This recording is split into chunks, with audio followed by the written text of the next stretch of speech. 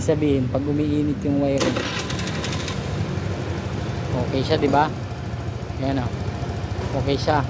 So, ito yung ECU niya. Tatayo ko. Ilalagay ko sa pwesto niya. Ayan yung pwesto niya. Magkakaroon niya ng check engine. Ayan o. Ayan, nag-check engine na. Ibabalik ko. Walang problema.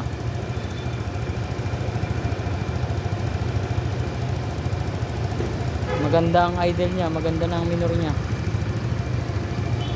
Pero pag ipoforma ko yung ECU, ayan o. Ayan o. Nagmamalfunction na.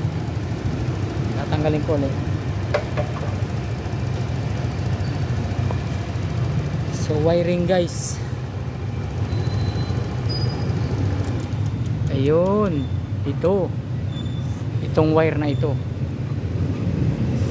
Ito malfunction na to guys. Ito.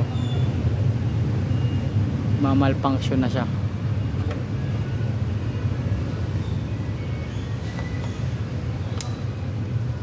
So iisa-isahin ko yan. Tapos papakita ko sa inyo mamaya kung goods na siya.